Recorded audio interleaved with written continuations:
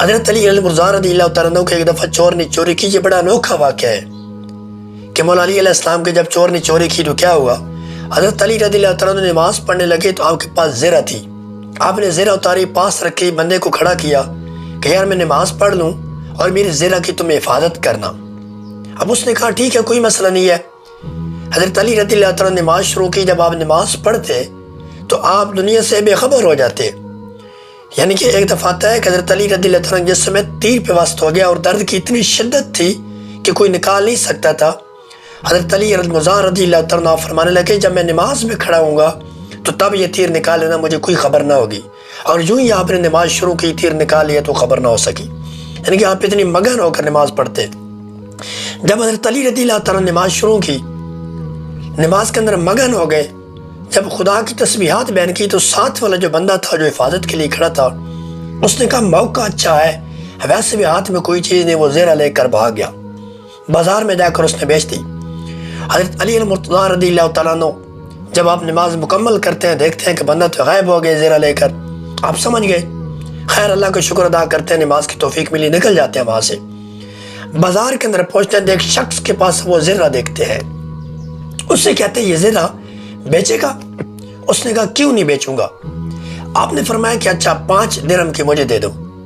وہ کہنے لگا نہیں 5 کی تو میں نے خریدی ہے, میں کیسے 5 کی دے سکتا ہوں, 5 میرا پرافٹ بنتا ہے, 10 کی دوں گا. حضرت مولا علی المرتضیٰ رضی اللہ تعالیٰ عنہ آپ نے 10 دینار درہم اسے دے کر اس سے زیرہ تو لے لی, لیکن آپ نے وہاں ایک تاریخی بات کہی. آپ نے کہا تھا کہ وہ شخص جو میری زیرہ کی حفاظت پر مامور تھا, جسے میں نے کہا تھا, میرے دل میں تھا کہ نماز پڑھنے کے بعد اسے 5 درہم میں دوں گا کیونکہ اس نے میری حفاظت کی ہے. لیکن اب کیا تھا, اس کا رزق اللہ تعالیٰ نے 5 درہم لکھا ہوا تھا, اس سے مل کر رہنا تھا, میں نے اسے دینا تھا اور اسے لازمی ملنا تھا. لیکن اب اس نے کیا کیا, وہ حلال رزق کو حرام کر دیا, بازار میں جا کر 5 درہم کی اس نے بیچ دی. آپ فرماتے ہیں اور سمجھاتے ہیں کہ بندے تیرا رزق رب نے لکھا ہوا تجھے ہر مل کر رہے گا. جس دن کا تیرا رزق جتنا لکھا ہے وہ ہر صورت تجھے مل کر رہے گا.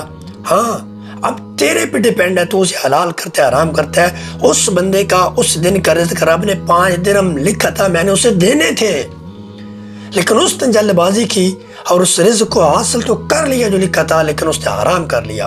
فرمایا اس طرح رب نے رزق لکھا ہے, اب یہ بندے کے اختیار میں ہے, وہ اسے حلال کرتا ہے یا حرام کرتا ہے. لہذا کبھی حرام کی طرف یہ سوچ کر ہاتھ مت بڑھائیں کہ مجھے رزق مل جائے گا. رزق آپ کا لکھا ہے تو آپ کو پھر بھی مل جائے گا. آپ حلال کے اندر زور لگائیں, طاقت لگائیں, وہاں سے آپ کو رزق ملے گا. کیونکہ یہ ہو نہیں سکتا کہ جس دن کا آپ کا رزق لکھا ہو اس دن کا سورج غروب ہو جائے اور آپ کو رزق نہ ملے. وہ لازمی ملے گا. حلال پر قائم رہے اور رات کا سورج غروب ہونے سے پہلے آپ کا دن کا رزق آپ کو مل جائے گا.